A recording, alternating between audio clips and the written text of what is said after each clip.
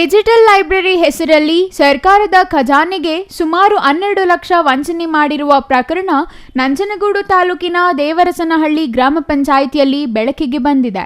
ದೇವರಸನಹಳ್ಳಿ ನಿವಾಸಿ ಮಂಜು ಎಂಬುವವರು ಈ ಬಗ್ಗೆ ದಾಖಲೆ ಪಡೆದು ಬಹಿರಂಗಪಡಿಸಿದ್ದಾರೆ.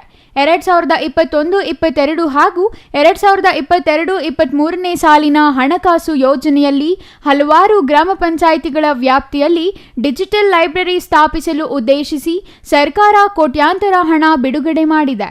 ಈ ಪೈಕಿ ನಂಜನಗೂಡು ತಾಲೂಕಿನ ದೇವರಸನಹಳ್ಳಿ ಗ್ರಾಮ ಪಂಚಾಯಿತಿಗೆ ಕಂಪ್ಯೂಟರ್ಗಳು, ಪ್ರಿಂಟರ್ಗಳು, ಡೆಸ್ಕ್ಟಾಪ್ಗಳು, ಲ್ಯಾಪ್ಟಾಪ್ಗಳನ್ನು ಖರೀದಿಸಲು 12.85 ಲಕ್ಷ ಮೀಸಲಿರಿಸಲಾಗಿತ್ತು. ದಾಖಲೆಗಳ ಪ್ರಕಾರ 12.85 ಲಕ್ಷ ಹಣ ಡಿಜಿಟಲ್ ಲೈಬ್ರರಿ ಉಪಕರಣಗಳನ್ನು ಖರೀದಿಸಿದಂತೆ ತೋರಿಸಲಾಗಿದೆ. ಆದರೆ ಸುಮಾರು 2 ವರ್ಷ ಕಳೆದರೂ ಲೈಬ್ರರಿ ಅಸ್ತಿತ್ವಕ್ಕೆ ಬಂದಿಲ್ಲ. ಹಾಗಿದ್ರೆ ಉಪಕರಣಗಳು ಎಲ್ಲಿ? ಕೊಠಡಿಗಳಿಗೂ ಹಣ ಮೀಸಲಿರಿಸಲಾಗಿದೆ. ಆದರೆ ಗ್ರಾಮ ಪಂಚಾಯಿತಿ ಕಚೇರಿಯಲ್ಲೇ ಲೈಬ್ರರಿ ಕಾರ್ಯನಿರ್ವಹಿಸುತ್ತಿದೆ ಎಂದು ತೋರಿಸಲಾಗುತ್ತಿದೆ. ದೇವರಸನಹಳ್ಳಿ ಗ್ರಾಮ ಪಂಚಾಯಿತಿ ಪಿಡಿಒ ಶಬಾನಾ ಎಂಬುವವರು ಹಣ ದುರುಪಯೋಗ ಮಾಡಿದ್ದಾರೆ ಎಂದು ಆರೋಪಿಸಲಾಗಿದೆ. ದೇವರಸನಹಳ್ಳಿ ಗ್ರಾಮ ಪಂಚಾಯಿತಿಯಲ್ಲಿ ಭಾರೀ ಅಕ್ರಮಗಳು ನಡೆದಿವೆ ಎಂಬ ದೂರಿನ ಹಿನ್ನೆಲೆ ಮೈಸೂರು ಜಿಲ್ಲಾ ಪಂಚಾಯಿತಿಯ ಉಪ ಕಾರ್ಯದರ್ಶಿ ಡಾಕ್ಟರ್ ಕೃಷ್ಣಂರಾಜು ಭೇಟಿ ನೀಡಿದ್ದಾರೆ. ಸಭೆ ನಡೆದ ವೇಳೆ ಡಿಜಿಟಲ್ ಲೈಬ್ರರಿ ಅಕ್ರಮದ ಬಗ್ಗೆ ಚರ್ಚೆಯಾಗಿದೆ.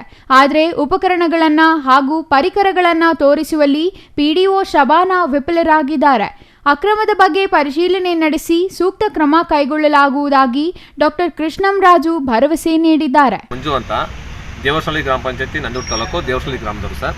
ಆ್ಯಕ್ಚುಲಿ ನಮ್ಮ ದೇವರಸನಹಳ್ಳಿ ಗ್ರಾಮದಲ್ಲಿ ಪಂಚಾಯತಿಲಿ ಒಂದು ಡಿಜಿಟಲ್ ಲೈಬ್ರರಿ ಅಂತ ಮಾಡಿದ್ದಾರೆ ಸರ್. ಬಟ್ ಡಿಜಿಟಲ್ ಲೈಬ್ರರಿ ಅನ್ನೋಕ್ಕೆ ಯಾವುದೇ ಒಂದು ರೂಮು ಕೊಠಡಿಗಳು ಯಾವುದೂ ಇಲ್ಲ. ಆ ಕೊಠಡಿಗಳು ಇಲ್ಲದೇ ಇರೋ ಕಾರಣ ಅದೇ ಕೊಠಡಿ ಐತೆ ಅಂದ್ಬಿಟ್ಟು ಇಲ್ಲಿ 13 ಲಕ್ಷ ರೂಪಾಯಿನ ಪೇ ಮಾಡಿದ್ದಾರೆ ಸರ್. ಮತ್ತು ಏನೇನು ಕಂಪ್ಯೂಟರು, ಬುಕ್ಸು ಮತ್ತು ಕಲರ್ ಪ್ರಿಂಟು ಅವು ಇವು ಅಂದ್ಕೊಂಡು ಒಂದು ಕಂಪ್ಯೂಟರ್ಗೆ 99,000 ಹಾಕಿದ್ದಾರೆ.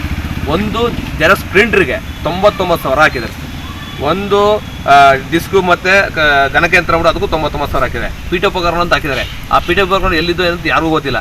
ಅಲ್ಲಿ ಸಂಬಂಧಪಟ್ಟಂಥ ಹುಡುಗಿ ಮಾಲಿನ್ಯ ಅಂತಿದೆ.